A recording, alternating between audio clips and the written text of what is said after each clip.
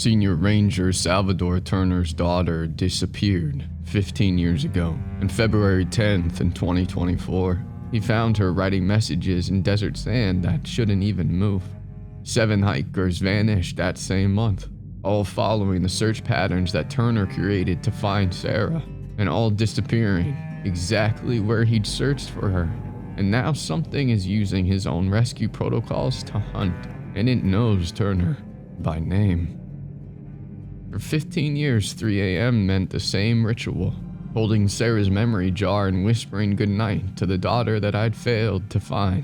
And tonight the sand inside moved on its own. Red sand for our rescue missions together.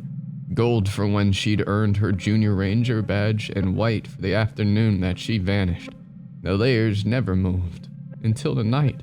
My headlamp caught white sand forming her handwriting. Dad, help, they're learning. My hands trembled as I reached for my radio. 7 hikers had vanished this month, all following my search patterns, all disappearing exactly where I'd searched for Sarah. Something wasn't just taking people, it was studying how we find them. I blinked hard, refusing to trust my eyes. This white sand moved again. It was deliberate, it was precise, it was a single grain rolling down the glass like Sarah's finger was guiding it. My ranger instincts clawed for explanations. Triple padded casing to eliminate vibrations, temperature controlled at Sarah's favorite hiking weather, 68 degrees exactly. The sand should not move. It couldn't move. Yet there it was, arranging itself into the looping S that she'd practiced for her Junior Ranger badge. And the sand was now writhing against this glass. It was mocking my 15 years of ranger training. My hands trembled reaching for the voice recorder, but protocol steadied my voice. 21:37 hours, anomalous movement in memory jar, no external stimuli. The familiar report rhythm calmed me until I adjusted the microscope lens. At 400x magnification, my scientific detachment shattered. Sand grains aligned to Sarah's perfect 7-year-old cursive, the handwriting that I'd helped her practice during desert campouts. Not random patterns. A message forming, letter by letter, DADHELP. My throat closed as Sarah's final voicemail echoed in my skull. Dad, something's watching me. I played that message 5,475 times, once every night that she'd vanished. The sand was forming her full signature now. I know this because it's the same one on the search and rescue forms that I'd signed with shaking hands 15 years ago. Scientific training battled against a father's desperate hope. Sarah, I whispered, pressing my hand against the glass. Are you still out there? The sand twisted suddenly, flowing into precise lines that I recognized instantly. It was my own search grid coordinates from Sarah's rescue mission. Every number was exact, down to the decimal points only I would know. Ice filled my chest as these connections were forming. Those 7 missing hikers this month. That deflated coyote that I found last month. Something was not right, and it centered just on my search patterns. I pulled out my rescue manual. My fingers were trembling as I flipped to the chapter that I'd written on grid searching. This diagram matched the sand patterns exactly, like something had been studying the book, learning the methods. God, my throat tightened at that implication. It was testing on animals first, and then it moved to people. Something had not just taken Sarah. It had been watching us look for her. It was learning how humans hunt for the missing by observing us hunters ourselves. I packed my gear methodically in the dawn light, the way that I taught Sarah on our camping trips. Careful preparation had saved lives, I told her. The memory jar went last into its padded case. My fingers were lingering on the glass. It wasn't just Sarah's keepsake now. It was something that had turned into a window or a tool. Was it her? Ranger's leash clicked into place. His solid warmth was against my leg, and it was the only thing that was still making sense in my world. The coordinates in the sand led me to Shadow Canyon, where we'd found her backpack 15 years ago. But this time, our roles had reversed. I wasn't the searcher anymore, I'd learned I would be the one being hunted. Blood red dawn painted Shadow Canyon as Ranger and I crested the dune. The temperature dropped 15 degrees in 3 steps. That's impossible for open desert. My search dog went rigid, nose twitching, ears flattened against his skull, and he pawed frantically at the sand. He was whining a pitch that I'd never heard in 8 years together. My gut twisted. I knew what this was. I recognized these as confusion signals from our training manual's worst case section. The GPS coordinates flickered between Sarah's last known location and just impossible numbers. Negative elevations, non-existent grids. Something's wrong, boy. The words barely left my mouth before Ranger bolted over the dune's crest, straight toward what waited below. Ice filled my veins as the impossible scene came into full view. 7 desert animals: coyote, jackrabbit, desert tortoise, 2 rattlesnakes, scorpion, and a kangaroo rat, arranged in a perfect circle. Each carcass was deflated like an empty Halloween costume. Their organs and bones were missing without a single cut mark. Their placement matched Sarah's old biology sketches exactly. It was the ones from her 6th grade science fair project that I'd helped her with, and the air went dead around us, heavy with this unnatural silence. No insects, no wind. Even our breathing seemed muffled. Seemed like something was listening. Kneeling down, I studied the disturbed sand around each carcass. Years of search and rescue experience screamed at me to call for backup, but something held me back. The sand formed clear, precise lines. They were Ranger shorthand coordinates that I developed for my team. And with trembling hands, I transcribed them. My mind was racing. These were not random numbers. They corresponded to recent disappearances along my old search grids from Sarah's case. All 7 missing hikers from the past month, each vanished exactly where I'd searched for Sarah 15 years ago. I forced myself to just breathe. 15 years of rational Ranger training battled against what lay before me. Was it grief? It was finally breaking my mind. Had the endless searching twisted my perception entirely? Well, the camera on my vest couldn't lie. Its memory card could capture these impossible arrangements, these deflated skins. Ranger's behavior confirmed what my eyes refused to accept. Something was definitely happening, something real, something watching. My radio crackled, startling me from that trance. Turner, report status. I cleared my throat, professionalism automatically taking over. Base, this is Turner. I've discovered something unusual. I request immediate backup. Copy that. What's the nature of your discovery? I hesitated. I was watching Ranger's continued distress. I knew telling the full truth it would trigger protocols, and they'd pull me from the case. They'd cite emotional compromise, and Sarah's trail will go cold again. Base, my canine is showing signs of environmental interference. It's possible natural bromine seeps. I need geological survey team on standby. Understood. Stay put, Turner. Backup is en route. I couldn't wait for backup. The coordinates burned in my notebook. A message written in missing people who had vanished exactly where I'd searched for Sarah. 15 years of Ranger instinct screamed to me to move. Now, before whatever left these markers disappeared just like my daughter. Yet Ranger's body language stopped me cold. His hackles rose, his eyes locked on the horizon, refusing to approach the circle. And I remembered this forgotten passage from our SAR manual about mirror lures. They're predators that mimic prey sounds to create echo traps in canyons. If something was manipulating search protocols, following these coordinates could be us walking straight into its jaws. What would you do to save your daughter?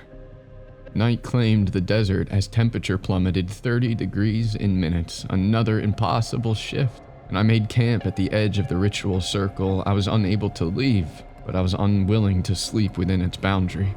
Ranger refused to even approach. His body was rigid as he stared into the darkening horizon. He was tracking something that I couldn't see. While setting up my tent, my hand brushed Sarah's memory jar, and I froze as cold light pulsed against my fingers. The white sand was now glowing within the sealed glass. Something impossible was happening. The coordinates pointed one way. Ranger's instincts warned me another. And now Sarah's sand. It was calling a third path entirely. 15 years of search and rescue training had taught me to trust patterns, protocols, expertise, the very things now being used directly against me. Every rescue technique I'd mastered might be leading me straight into a trap designed specifically for me. What do you trust when the skills that define you become your greatest vulnerability? I unzipped my sleeping bag, but I kept my boots on. Whatever stalked these dunes, they wouldn't catch me unprepared. "Daddy, help me." I bolted upright. That was Sarah's voice, and it was echoing across the dunes. But it wasn't the 15-year-old recording. No, it was her voice now. It was older, but it was desperate. My hand closed around the flashlight. The beam was revealing the memory jar glowing with unnatural blue light. And inside, sand grains now swirled in defiance of physics itself, forming this miniature dust storm that coalesced into this impossible image. Sarah, no longer the 12-year-old who disappeared, but a young woman running through terrain that I didn't recognize. I ignored all the warning bells in my mind, and I just unzipped the tent. And that cool night air carried the scent of creosote and dampened sand. It was familiar desert smells that suddenly seemed so wrong. It was too intentional. Ranger whined, pressing against my leg. His body was trembling. "I know, boy," I murmured, scratching behind his ears. "But we have to check." The dunes shifted beneath my boots as I walked. These familiar landmarks were materializing where they shouldn't be.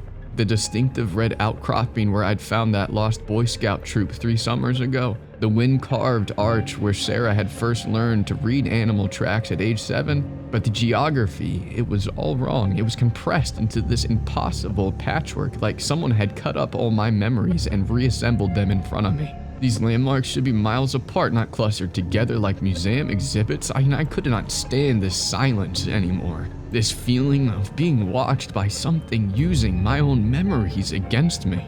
"Sarah," I screamed. My voice was cracking with desperation, echoing across this impossible landscape. "Baby, where are you?" And her reply bounced off unseen canyon walls. It was everywhere and nowhere all at once. "Daddy, help. They're learning."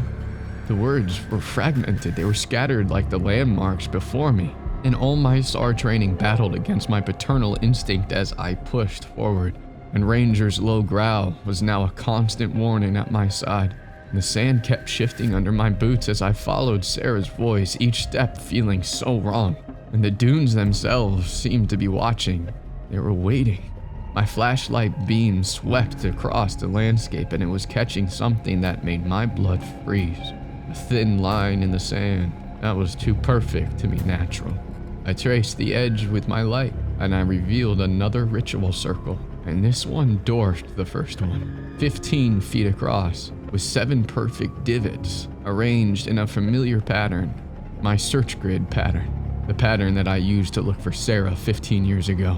And as I moved closer, Ranger's growl deepened, and the sand within the circle began to shift on its own. Grains were realigning like pixels on a screen, and an image formed that stopped my heart. Sarah, not as the 12-year-old who disappeared, but as a young woman, and her face was twisted in terror, and she was running from something just beyond the circle's edge. And before I could even process what I was seeing, the image suddenly dissolved. The sand was rearranging into a new scene. Sarah falling from Devil's Arch. It was the exact spot where I'd rescued 3 climbers last spring, and another shift showed her sinking into quicksand that doesn't even exist in this region. Ranger's barking reached a frantic pitch. I'd never heard it before. He circled the perimeter, refusing to cross into the ritual space, and then I saw what he already sensed. Thin, almost invisible filaments rising from each divot in the sand. It was like spider silk, but wrong. It was pulsing with faint blue light. I stepped back. My memories were all clicking into place now. The 7 missing hikers had all carried my standard issue SAR manual. It was the one that I'd helped revise after Sarah disappeared, and each victim had followed my published rescue protocols exactly. They trusted my expertise. Is that what led them straight to their disappearances? My hand shook as the terrible truth hit me. This wasn't just about Sarah for me anymore. Something had been using my daughter as bait for 15 years, perfecting its technique with each new victim who followed my methods, and now it had drawn me, the author of the methods, into its feeding ground. I stood frozen there at the circle's edge as the blue filaments retreated back into the sand. The visions of Sarah, trapped, falling, drowning, faded one by one, and Ranger pressed against my leg, trembling but standing guard. And we stayed that way for hours, neither advancing nor retreating, as the stars wheeled overhead and the night air turned just bitter cold, and the first rays of dawn revealed how far we'd been led astray. My GPS showed impossible readings, coordinates that wouldn't exist on any map, and the familiar landmarks had all vanished completely, and they were replaced by formations that I'd never seen in 15 years of patrolling these dunes. The rock face before us rippled slightly in the morning light, like skin breathing. 15 yards to our right, a patch of sand rose and fell in perfect rhythm. Jesus, I whispered, dropping to a knee. Nothing in my training covered living landscapes.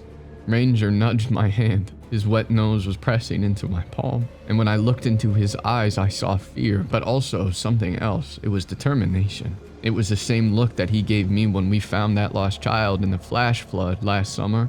His ears perked forward and then back to me. That's a clear signal. It means that we're partners. It means we face this together. And the desert wind was twisting through these rock formations. It was creating a sound that, I swear to you, formed Sarah's name. But it wasn't her voice this time. It was something trying to recreate it from studying the phonetics.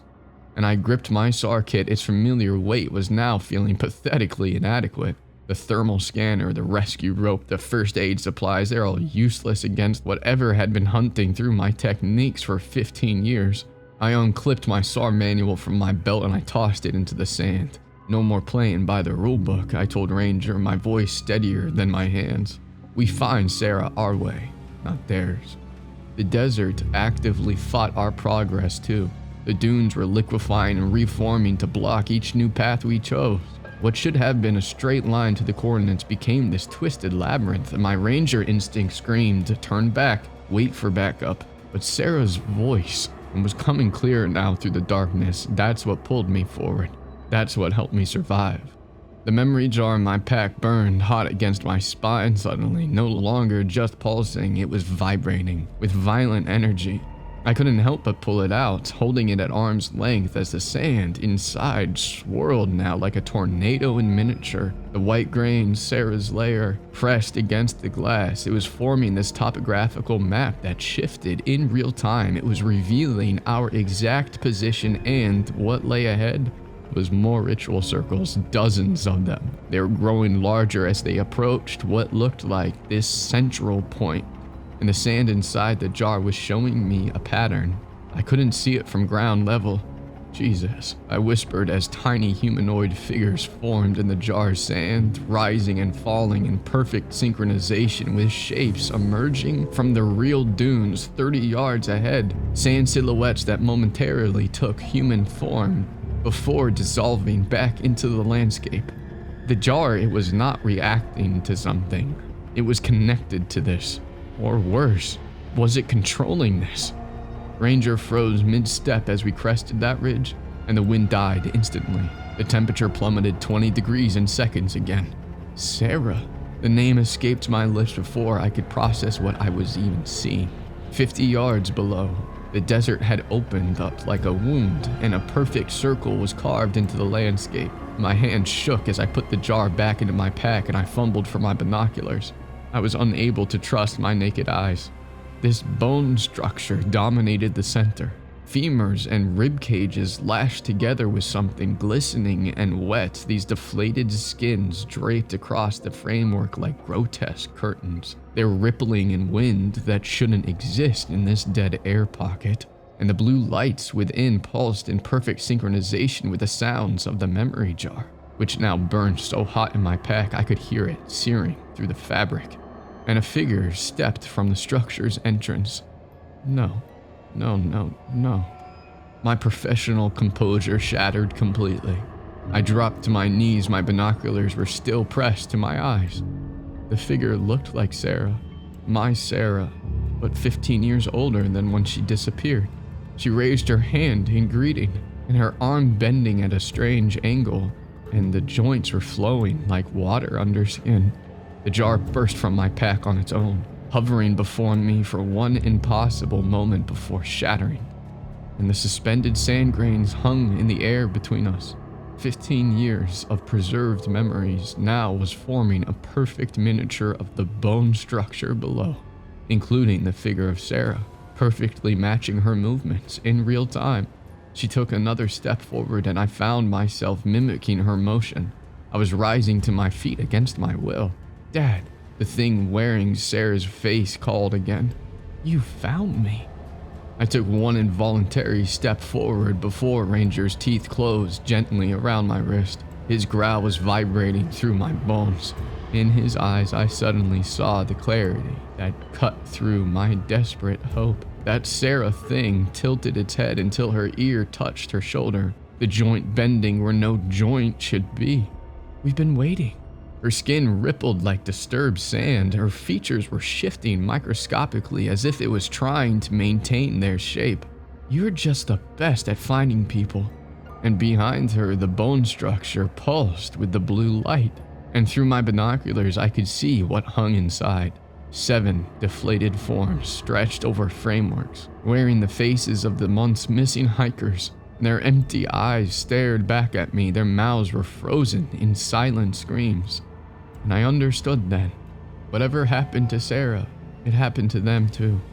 The search patterns, the ritual circles, the coordinates, all of that had been leading me to this moment, this trap. With shaking hands, I reached for my radio, for protocol, for backup. But I stopped myself, because more Rangers would mean more victims. That Sarah thing extended her arm and the skin was stretching unnaturally. "Come on, teach us, Dad." My daughter smiled on a face that was not quite right. "Just show us how you do it." 15 years of searching crashed down on me right then. The floating sand, Sarah's sand, drifted between us like a question. I'd spent my entire career following the protocols, believing that expertise, that would be the thing to bring her back, and now it was that expertise that had led me straight into this nightmare. I reached out, but not toward the thing wearing Sarah's face, but to the floating particles of sand. And with one deliberate motion, I swept my hand through them. I scattered what remained of my vigil into the desert wind. "I'm so sorry, Sarah," I whispered, backing away as Ranger tugged at my sleeve. "I have to let you go now." The hardest rescue that I'd ever have to make was for myself, walking away, tears streaming down my face as I followed Ranger back toward base. And behind us, the desert whispered with Sarah's voice, and they were promises, and they claw at my heart every single day. The official Arizona Park Ranger report on the Shadow Canyon incident lists extreme heat exhaustion and dehydration as the explanation for Ranger Turner's account. His GPS tracker malfunctioned during that 48-hour period, and the memory card from his body camera was corrupted beyond recovery, and the 7 missing hikers remain classified as probable desert fatalities. Turner resigned from active search and rescue operations 3 months later, citing personal reasons. However, he didn't leave the service, not at all. Turner now runs the Ranger training program, where he's completely rewritten the SAR manual, emphasizing instinct over rigid protocols, and the importance of working with animal partners over technical equipment. And his former colleagues note that Turner seems at peace for the first time in 15 years. Though he now refuses to enter Shadow Canyon even for emergency operations, instead sending his extensively trained K9 units with other handlers. The memory jar was never recovered. However, strange circular patterns continue to appear periodically in Shadow Canyon, always after sandstorms. And most peculiar is that these formations match the new search patterns that Turner teaches his Rangers to avoid. It's as if something is still studying and still learning. And when asked about these patterns, Turner only says, "Some things you have to let go to truly save yourself and to be able to help others." But I always wanted to know this. If something could learn human search patterns so perfectly, what else could it learn? Has it already spread beyond Shadow Canyon? If you've seen strange circular patterns in the sand during your hikes, please share your experience in the comments below. And please share and subscribe for more Ranger stories from the places where wilderness becomes something else entirely. And I'll see you in the next video.